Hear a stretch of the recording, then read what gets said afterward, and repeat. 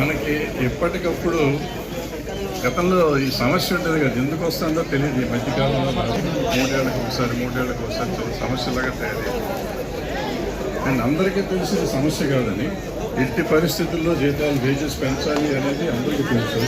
కానీ ఏదో మనకు 5 సార్లు 52 రోజులు చేసి 12 రోజులు 16 రోజులు ఇక్కడ అందరూ అర్థం చేసుకోవాల్సింది ఏంటంటే, నాలాంటి వాళ్ళు లేకపోతే కొంతమంది ఉంటారు ఇక్కడ ఒక 20%కి 10 రోజులు కాదు 3 నెలలు పని లేకపోయినా బతకలేని వాళ్ళు ఉంటారు. కానీ ఒక్కరోజు పనులైనా బతకలేని వాళ్ళు 50% ఉంటారు. వాళ్ళ కోసం ఇదంతా వేసి చెప్తూ బాగా ఉన్నవాడికి వృక్షమేం లేదు, కానీ పెరగాల్సిన వాడు. ఎందుకంటే హార్డ్లీ 10 రోజుల వరకు చాలా కష్టం.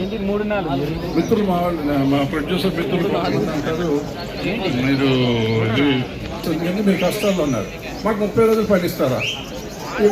ఇవ్వలేరు కూడా. వాళ్ళ కష్టం వాళ్ళది, మన కష్టం మనది. సో మనకి పని చేసే వాళ్ళ కోసం, మన కష్టపడుతున్న వాళ్ళ కోసం నిజంగా ముందు మనకి వేజెస్ పెరిగి తీరాలి. అది 100%. కానీ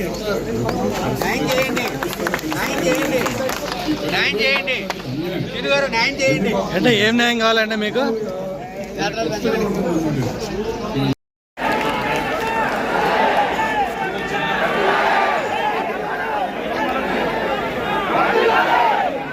మనకి ఏదైతే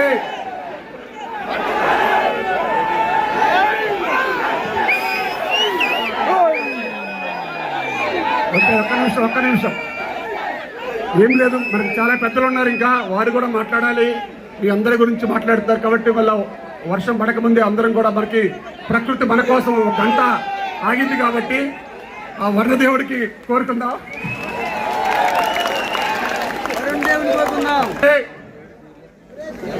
మనం ఇప్పటి వరకు గతంలో ఒక 10 డైరెక్టర్స్, రైటర్స్, ఎడిటర్స్, మేనేజర్లు, ఇట్లా ఆడియోగ్రాఫర్స్ అని ఇట్లా యూనియన్లు అన్నీ ఉన్నాయి కాబట్టి, పబ్లిసిటీ అని, కెమెరామెన్లు అని వాళ్ళకి.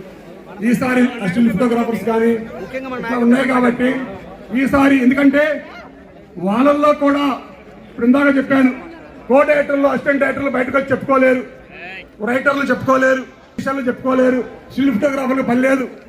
కానీ మేనేజర్లు కూడా చాలా సత్యకాలంలో చూస్తున్నావు, కొందరు